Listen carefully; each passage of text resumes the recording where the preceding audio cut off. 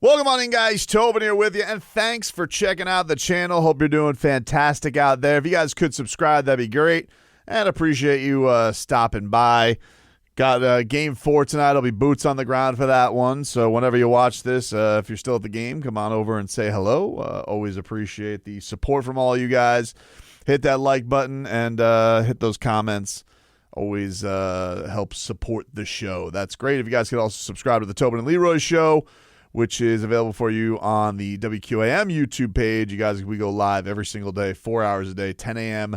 to 2 p.m., and you guys can also get us in your ears on all your podcast platforms. So we got a Game 4 tonight at the Kaseya Center, and I got a couple of things that I want to riff on here. So Damian Lillard officially diagnosed with a torn Achilles. This is not a surprise. You guys saw yesterday he got hurt in the Bucks Pacers game. Of course, made his way back from blood clots to even play in this series.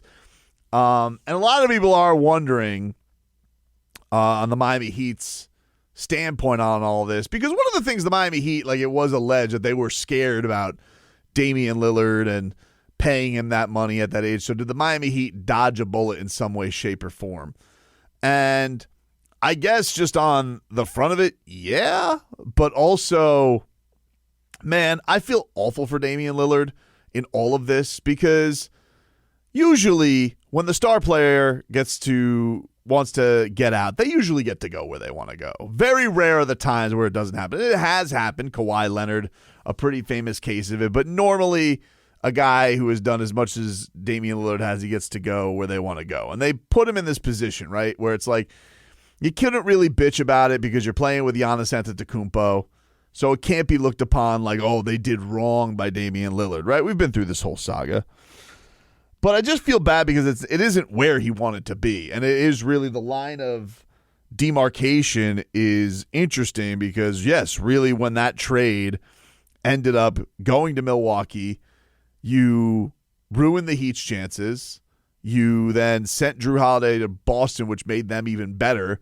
And it was this wild domino effect. And now we sit here a year later. Damian Lillard is about to, go and get his Achilles redone. And I don't know what the hell that means for his career, but also dealt with blood clots, but worked his way back from the first guy that you hear of that really is able to do this and get back months after getting diagnosed with something that usually takes you 6 months of time.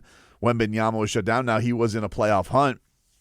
But we all know down here with the Chris Bosh thing that that's something that was basically a career ender after the second time it happened. The first time, he was able to make it back at the start of the season.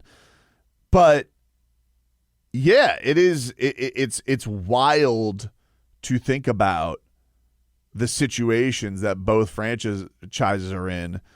And, look, I was mad at the Bucks for sticking their nose in the Heat's business, and there's two ways I feel about this. It's like, one, I just feel awful for Damian Lillard because Dame is probably one of my favorite non-Heat players of all time.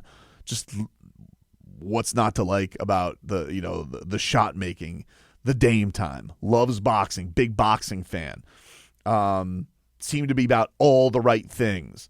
Seemed to be going through some things in his personal life last year where it's like he just wanted to be in a different city, different situation, and ends up getting thrown into this wood chipper of a toxic, dramatic offseason where this GM, Cronin, basically stonewalls him, freezes him out of the organization. He just has to accept a trade to anywhere, right? So I guess just on the facts of it, yeah, the Miami Heat are in a position now. It's like, oof, don't be in the Bucks position because who knows where the Bucks are going to go from here. The Heat lose Jimmy in the aftermath of all this after a year that didn't go great. Jimmy gets hurt. Heat didn't make any moves. They ran it back again. The one move they made was a desperate Terry Rozier trade. That didn't work out, and now looks even worse. And now here we are. And the one thing I would say is, like, look, I don't know how it would have turned out. I think that Giannis and Dame were always a little bit of a weird fit, whereas here he was going to get to fuse kind of naturally into the go-to scorer with Jimmy, bringing some of that in, and Bam, having a point guard to get Bam the basketball. Like, it just seemed like a better basketball fit than Giannis and Dame. So there's part of me that wonders, like, hey, if it all just would have went right last year, two things. One, would you have a better? Would they have had a lot more success than the Bucks? Even if you say that Giannis is better than Jimmy and Bam, he hasn't gotten bounced from the first round a lot. But that aside, would the basketball fit, the happiness, would all of that had Damian Lillard in a better spot for last year? Would that have had Jimmy more enthused to play more games last year? Would that not have had the Heat pushing as much last year to where Jimmy gets hurt in the play-in game? And if the Heat do go far with Damian Lillard, maybe there are just a couple of other tweaks the roster needs. Who knows what, and where that would have led this franchise. And so maybe that leads to Jimmy Butler having his contract and being happier with that. So yeah, it's a huge thing when you look at this. I know people don't want to continue to rehash the same stuff, but it is crazy to look at the prism of where the Bucks are at and what they're about to go through. Maybe with Giannis, who knows? Maybe this is the year. Maybe this leads to a potential pairing of Giannis and Bam in Miami, or maybe Giannis and Hero, or maybe that's not enough to get him. I don't know. I don't know how that's all going to go for his future, and what it's going to mean for him dictating where he wants to go. But I just feel bad because we've seen in this player empowerment era, that people have been so against, even though everybody loves player movement. Love when Luka got moved. Even if Luka didn't have say in the deal, it was one of these things that just blew the mind. People love transactions in the NBA, and they love guys moving. And I just felt like, man, just seemed like such a perfect move. And I'm bummed that we're now at this point where Damian Lillard's career, may never be the same. It kind of feels Oladipo-ish, right? Where Victor just eventually got to a point with the injuries, he just wasn't the same guy. And that's saying that Dame was a better player even than Victor Oladipo was. But I just feel awful for him to come back from because again, usually you get that diagnosis. If you're a fat cat, you're probably like, all right, oh well, I guess I'm not back till next year, and then you got to punt and see what the thing is. No, that guy made his way back to the courts from blood clots to be there for Giannis. And yeah, seems a little bit like the Pacers had his number anyway. I don't even know if that would have been enough to win the series as it is, but you got to appreciate the effort to try and get out there. And instead, we're sitting here where he had a blood clot in one calf, and now he tears the Achilles in the other. It's just awful, and you hate to see something like that happen to one of the good guys of the game. And I'm sure today, yeah, I mean, the Heat can look at it and they'd be like, whew. But I don't know, man. I don't know if it all ends up the same. I really don't. I don't know if it ends up all the same. There were some things about Giannis or Dame with how he trained with that whole summer of uncertainty. If he would have just gotten clarity right off the bat, maybe he's in a different spot. It is wild to think about all the domino effects that happened from that last year. And now we sit here and Jimmy's in another place, and the Heat are likely going to get bounced in the first round again. And Tyler Hero is, trying to get through the struggles of being the one seed and or being the first option scorer, and being very open about how hard that is, which is another story for another day, or maybe another story for today, but not for this video. And and then we've talked long about the difficulties that we've had of somebody who can get Bam Adebayo in the right spots and in a point guard who could set him up.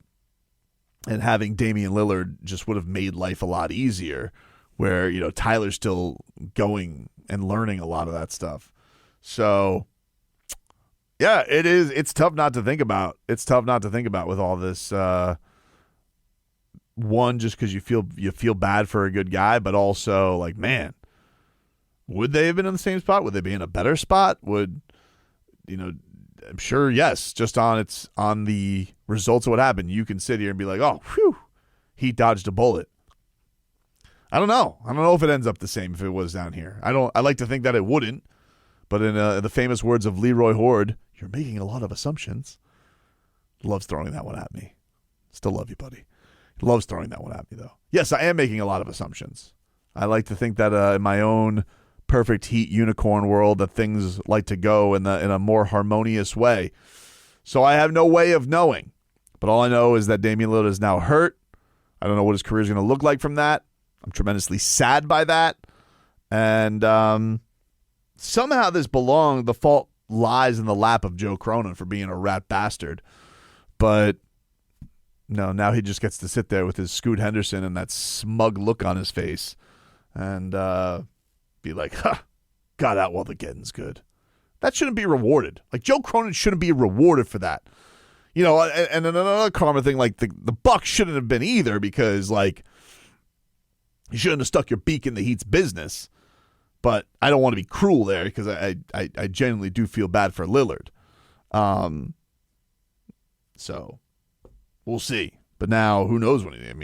You get hurt at this point with this kind of an injury. I assume that he's going to be all out of all of next year. And, you know, we've seen, while getting back from injuries has gone, we've seen, Kevin Durant come back from this, excuse me. Small guard has to blow by people.